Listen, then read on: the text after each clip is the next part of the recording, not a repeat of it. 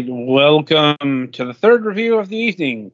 Up this time is Match Ventures 2, the sequel, but not engaging in the electric boogaloo. Anyway, Yeah, it's too medieval for that. among other things. Unravel the secrets of Cliffmont Castle in this enhanced Match 3 journey. Explore vast levels, collect precious treasures, and build majestic castles. But be wary of the malevolent Dragon Master Dragor. He has returned with his evil hordes to the Crimson Valley. Fight off enemies, explore mysterious passageways, and with the help of Finley the Leprechaun, build strongholds to defend the kingdom from the Dark Invasion. So, as is the tradition when we get two very similar games lined up for the same week, one goes to one reviewer, the other goes to the other. So, Galix got Match Ventures 2. It's a match 3 puzzler where you have to fill in things and get all the gold squares and navigate between different areas by getting mechanical, not necessarily literal keys to open mechanical but not necessarily literal locks to move between them or to make certain blocks deletable or whatever. This is function, and then in between levels you use the currency that you've obtained to try to build castle stuff. I feel like I've heard this explanation because before. you kicked the Dark Lord out of the castle, and now you're the Lord or something, but he's back, so you have to defend against him or something. Honestly, I wasn't really listening that closely to the Leprechaun most of the time. Something excuse plot? If you match more than 3, you get either an amphora or a bomb, which clear away more than the one thing and don't have to be swapped for anything. Also, I don't know if you had battles in yours, but in one of the things I opened up a room to a battle, and then there's you and the other guy, and you deal damage to each other either by getting literal bombs and amphoras or by filling up the little thing in the corner that has the 5 things that if you match them in that order, that allegedly you normally get a bonus, but that's also when damage gets done.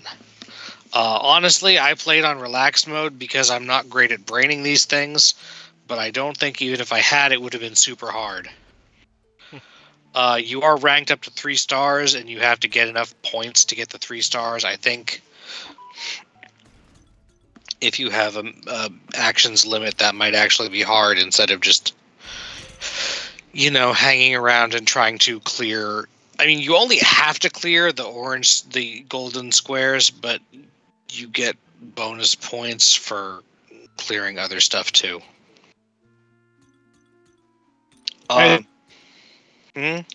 As you would expect from a Match 3 puzzle game. Yeah. And you can set up chains and whatever, or try to. If you wait long enough, it'll give you a suggestion of something you can do, usually. There's really nothing significant I could find from what I saw of Petty reviewing the first one that makes this stand out for it, aside from the fact that it's the sequel to the story. And again, we previously reviewed Spellon King the Mind Match, also from the same people, which has a very similar do some match 3 puzzling, and then in between use the stuff you get from that to do meta progression. Oh, there was also a mine bonus room where you had to clear your way to the bottom of the screen. I don't know. I don't know if that was novel or not, but I don't expect it to have been. The same performance and control method squabble or quibbles still exist here. It was definitely hanging for no apparent reason sometimes. And The controls are awkward, especially compared to if you can play this on something that has either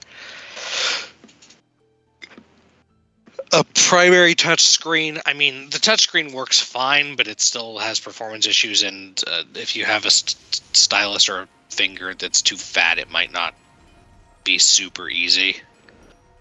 But yeah, there's not really a whole lot to it, especially since we already reviewed the other one. The Leprechaun is voice acted, but only by someone who has a passable bad Irish accent.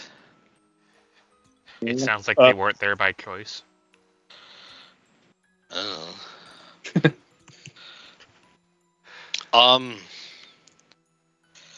And yeah, I would find the try to clear things in this order thing a lot more fun if it like updated to the area of the map you're looking at, because each room has a different assortment of things.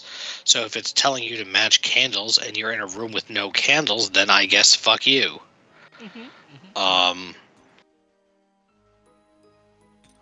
don't know.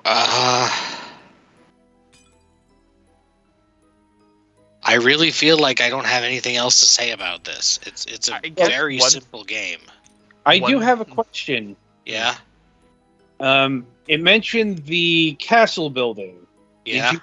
Did you get up to that? That's the thing you do between stages, is you earn gold bars during the thing, and then you spend a little bit of that to purchase parts of the castle. There's nothing in depth like an Animal Crossing or anything like that. It's literally just click box, hit upgrade. You don't get to play like any parts of the castle out or whatever. So it's not like a separate mode here or anything like that. Not worth mentioning. It's just like the intermission between levels is, hey, do you have any things more? Also, I noticed as I was closing for the last time, I looked in there's a like, I think they called it trophies, but it's basically in-game achievements for like getting certain numbers of combos or having a certain number of gold on you at once or whatever.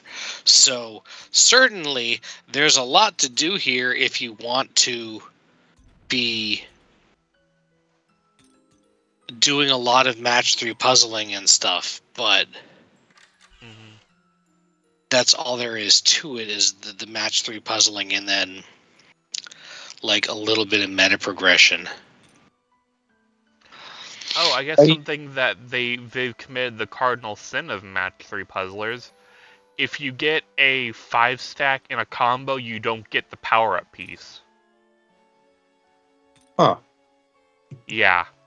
Huh, I thought I'd had that happen, but you're probably right. I just had it happen here a little bit on stream, and I didn't get the power-up piece.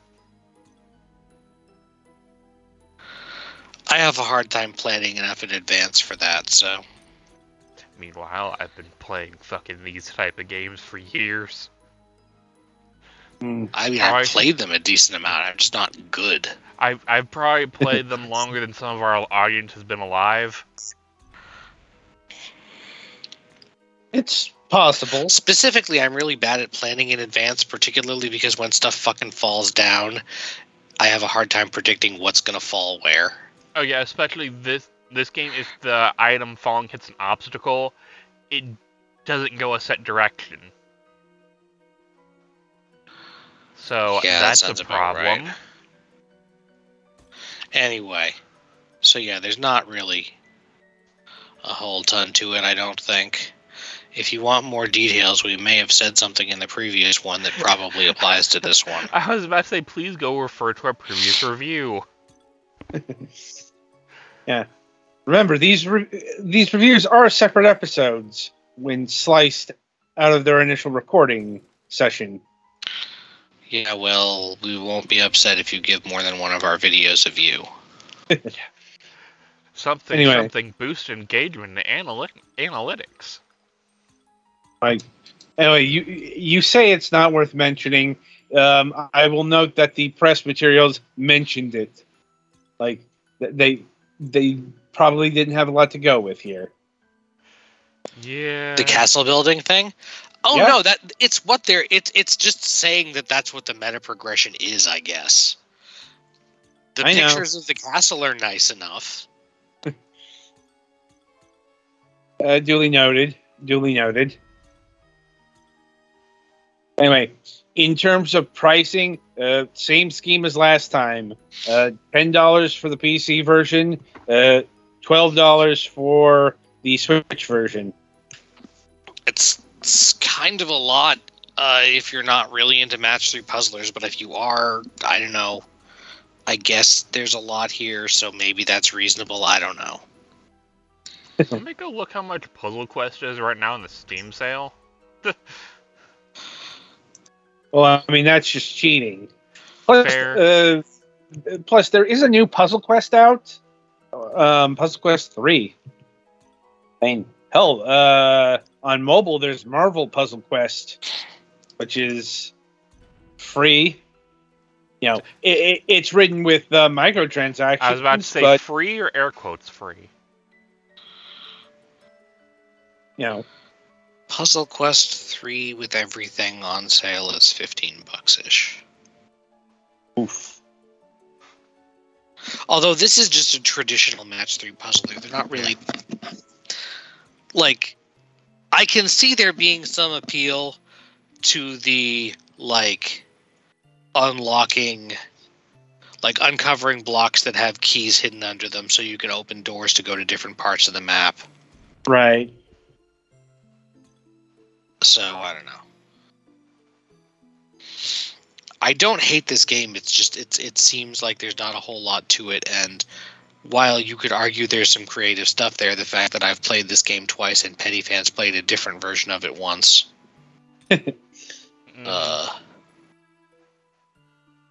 slightly detracts from the originality. Yeah. I mean, still less complaining than when you have to do one of their hidden object games. Oh, I'll be going to that hell next week. Yes, you will.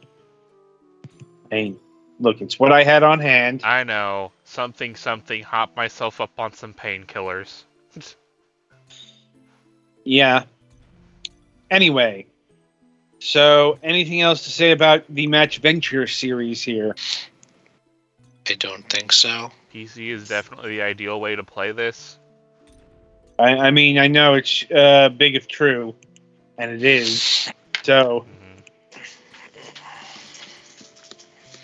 anyway, that'll about do it for this game. Be sure to tune in after the break, as we'll be reviewing Spirit Hunters Infinite Horde.